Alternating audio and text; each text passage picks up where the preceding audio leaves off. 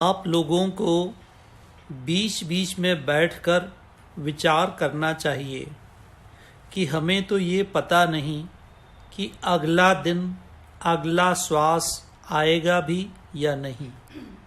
ये जानकर शुद्ध मन से सोचना चाहिए कि मैं कितना निर्बल हूँ, इसलिए महान शक्ति का सहारा लेना चाहिए जो मुश्किल के समय सहारा दे।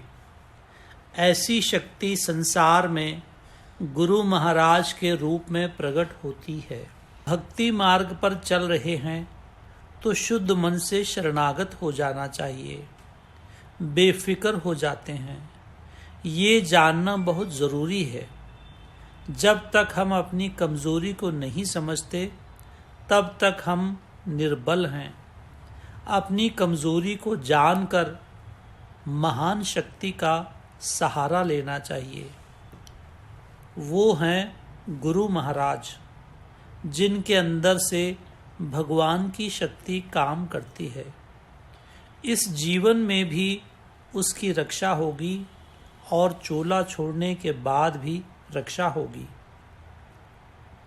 जब हम ज्ञान मार्ग में पड़ गए हैं तो इस अज्ञान को दूर करना। जो हम जीव हैं, मनुष्य हैं, शरीर है, तब तक तो बात बनेगी नहीं। हमें जानना है कि हम सर्वव्यापी का एक अंश हैं। डरने की ज़रूरत नहीं। जब तक हम उससे अलग समझते हैं तो डर है मृत्यु का। जब हम ब्रह्म आत्मा ही हैं तो हमें काहे का डर। ये तो हमारे ऊपर चादर है। ये शरीर एक लिबास है, हम उसका नाम रख लेते हैं। यदि मैं कहूँ कि मैं ये चद्दर हूँ तो कैसे लगेगा।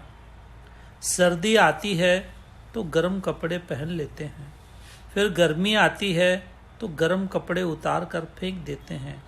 उसी तरह ये शरीर रूपी कितने ही चोले उतार उतार कर छोड़ते आए हैं। जिस दिन ये समझ आ जाएगी कि हम इसके अंदर रहने वाली चैतन्य शक्ति हैं तो हम तभी से मुक्त हो जाते हैं। जब नारियल जो अंदर से सूख जाता है तो ऊपर का हिस्सा अलग हो जाता है और अंदर का हिस्सा अलग होता है। उसी तरह होता है, खाली कर्म पूरे करके चले जाते हैं। स्वामी रामकृष्ण जी के पास छोटे छोटे लड़के थे। राखेल एक लड़का था, वो आगे चल के स्वामी ब्रह्मानंद बने। विवेकानंद जी के शरीर छोड़ने के बाद वे मठ के कर्ता धर्ता थे। बोले, मेरे 4-5 दिन और हैं, मैंने जाना है। महाराज, मुझे खराब लगता है, मैं शरीर छोड़ नहीं सकता। मुझे 5 तीर्थ और करने हैं। मैं 5 तीर्थ एक दिन में ही करता हूँ। पहला, हरिद्वार में मैं पहुँच गया हूँ। अब मैं ब्रह्म कुंड में स्नान कर रहा हूँ। ऐसे कहते कहते उन्होंने एक तीर्थ यात्रा अपने अंतरंग में ही कर ली। दूसरा, अब मैं प्रयाग पहुँच गया हूँ, संगम में स्नान कर रहा हूँ। तीसरी यात्रा काशी जी की कर रहा हूँ। ऐसे करते करते सब तीर्थ करते गए। मनुष्य बुद्धि बाहर देखती है, ब्रह्म ज्ञानी के लिए सब तीर्थ अंदर ही होते हैं। जब तक प्रारब्ध के कर्म खत्म नहीं हुए तब तक उन्होंने चोला छोड़ा नहीं। हमारे एक मित्र ने हमारे साथ दीक्षा ली थी। 3 बरस पहले की बात है। उनके प्राण नहीं निकल रहे थे। उस समय वे अपने लड़के के पास कलकत्ते में ठहरे थे। सब डॉक्टर्स ने पूरी कोशिश की, परंतु उनके प्राण अटके हुए थे। उसके लड़के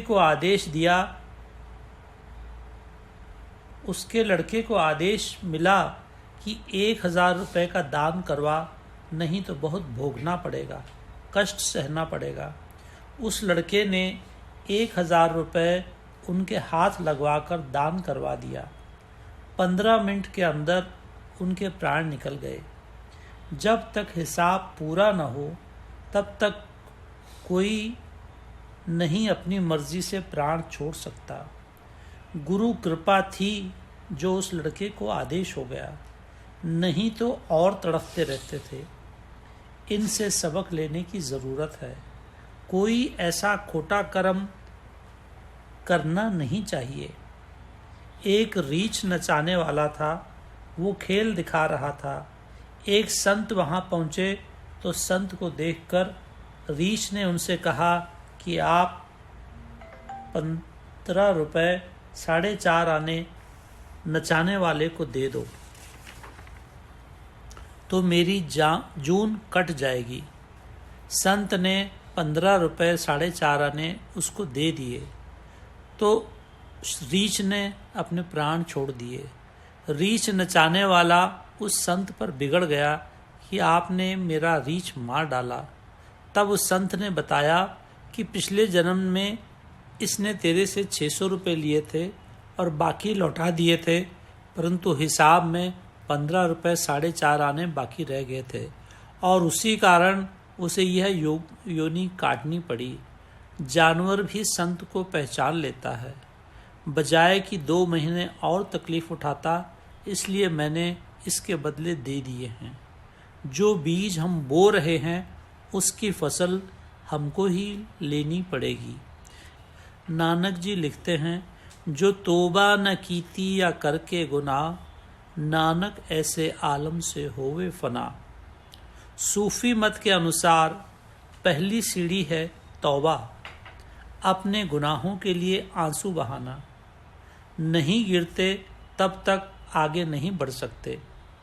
भगवान के दरबार में गलतियों के लिए क्षमा मांग सकते हैं। हमारी बात ज़रूर बन जाएगी, परंतु क्षमा मांगकर फिर गलती नहीं करना। सद्गुरुनाथ महाराज की जय।